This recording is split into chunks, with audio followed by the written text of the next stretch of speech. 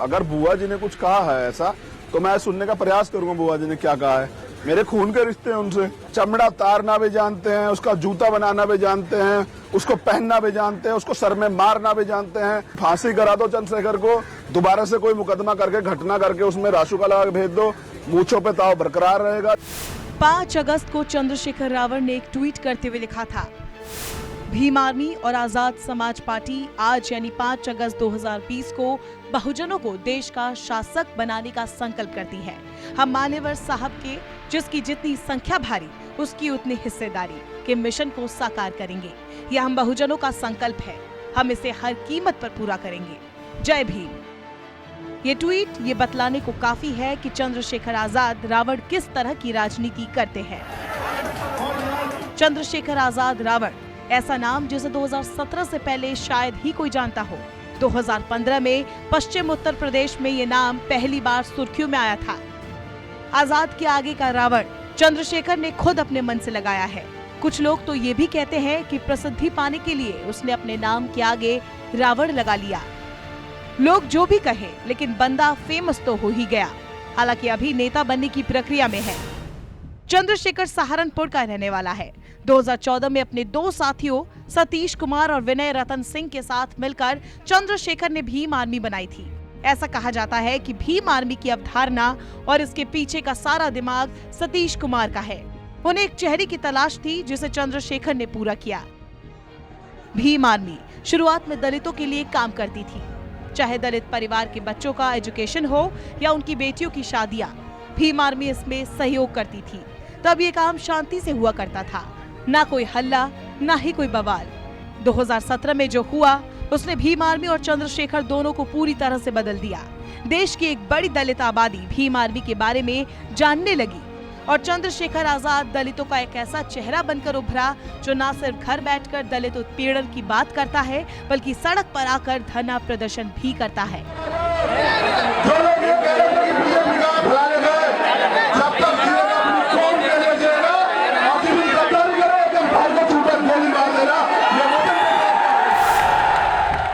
चंद्रशेखर का जन्म सहारनपुर में चटमलपुर के पास ढक्कुली गांव में हुआ था।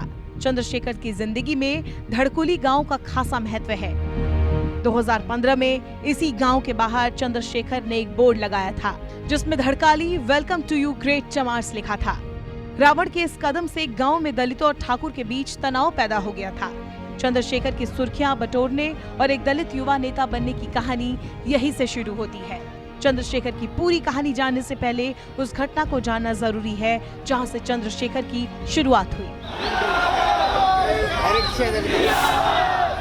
5 मई 2017 को सहारनपुर से 25 किलोमीटर दूर शब्बीरपुर गांव में राजपूतों और दलितों के बीच संघर्ष हुआ। इसमें 25 दलितों के घर जला दिए गए और एक शख्स की मौत भी हुई। हिंसा के विरोध में दलितों ने प्रदर्शन किया। पुलिस ने 37 लोगों को जेल में डाल दिया। 300 लोगों के खिलाफ मुकदमा दर्ज किया गया। चंद्रशेखर ने अपनी ताकत दिखाते हुए दिल्ली के जंतर मंतर पर पुलिसिया कार्रवाई के खिलाफ प्रदर्शन किया था। इस दौरान रावण ने 37 निर्दोष दलितों की रिहाई की मांग की। साथ ही कहा कि अगर इन्हें रिहा किया जाता है तो मैं आत्मसमर्पण कर दूंगा। तो 4 बंदी से पूछा आपका भाई क्योंकि यहाँ तुम्हारे बीच में आना था, कायर नहीं हुआ। देहरादून से लॉ की पढ़ाई करने वाले चंद्रशेखर खुद को रावण कहलाना पसंद करते हैं। चंद्रशेखर इसके पीछे की वजह भी बताते हैं। वो कहते हैं रावण अपनी बहन शूर्पणखा के अपमान के कारण सीता को उठा लाता है, लेकिन उनको भी सम्मान के साथ रखता है। भले ही रावण का नकारात्मक चित्रण किया जाता रहा हो, लेकिन जो व्यक्ति अपनी बहन के सम्मान के लिए लड़ सकता हो और अपना सब कुछ दांव पर लगा सकता हो, वो गलत कैसे हो सकता है। चंद्रशेखर को अब तक किसी चुनाव में सफलता नहीं मिली है, लेकिन राजनीतिक तौर पर यूपी की सियासत में खासकर पश्चिमी उत्तर प्रदेश में वो हाल के दिनों में दलितों के रहनुमा बनकर उभरे हैं। मायावती बेशक दलितों की सबसे बड़ी नेता है, लेकिन 2014 के लोकसभा चुनाव के बाद लगातार उनका ग्राफ गिरता जा रहा है। बीजेपी और कांग्रेस को सियासी तौर पर तब फायदा होगा जब मायावती कमजोर होंगी। फिलहाल चंद्रशेखर के मुकाबले मायावती के सामने ऐसा कोई भी दलित नेता नहीं है जिसकी इतनी फैन फॉलोइंग हो।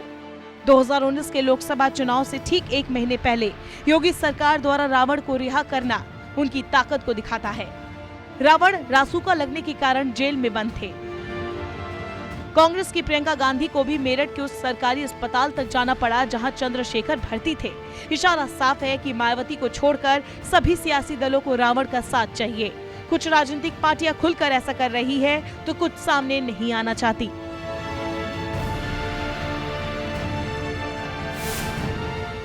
वकालत की पढ़ाई करने वाला चंद्रशेखर रावण अमेरिका जाकर बड़ा वकील बनना चाहता था, लेकिन एक बार पिता को सरकारी अस्पताल में इलाज कराने के दौरान उसने जो दलितों की स्थिति देखी, उसके बाद उसने दलितों के लिए ही काम करने की सोची। देश भर में दलितों की कुल आबादी 25,09,61,940 है।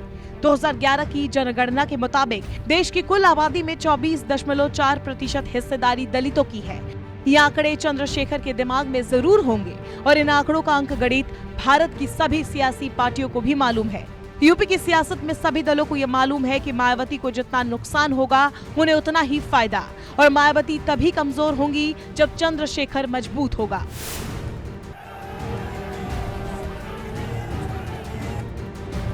मायावती चंद्रशेखर का सपोर्ट क्यों नहीं करती? क्यों वो हमेशा चंद्रशेखर के खिलाफ ही बोलती है? खुद सुनिए चंद्रशेखर का जवाब। लेकिन SC/ST समाज की बड़ी नेता मायावती भी हैं। आपके लिए खुलकर कभी उन्होंने क्यों नहीं बोला चंद्रशेखर आजाद रावण को जेल से रिहा करो? उन्होंने क्यों कहा कि RSS इसको बढ़ा रहा है?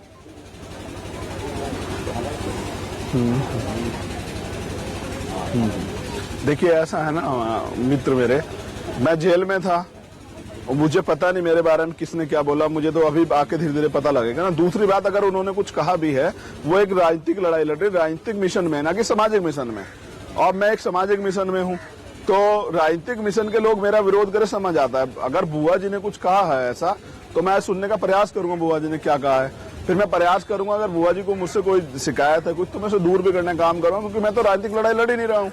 मेरे खून के रिश्ते हैं उनसे, भाई वो जिस समाज से, मैं भी उसी समाज से हूँ, मेरी बुआ है वो, मैं भतीजा उनका प्यार मेरे प्रति बहुत ज्यादा है।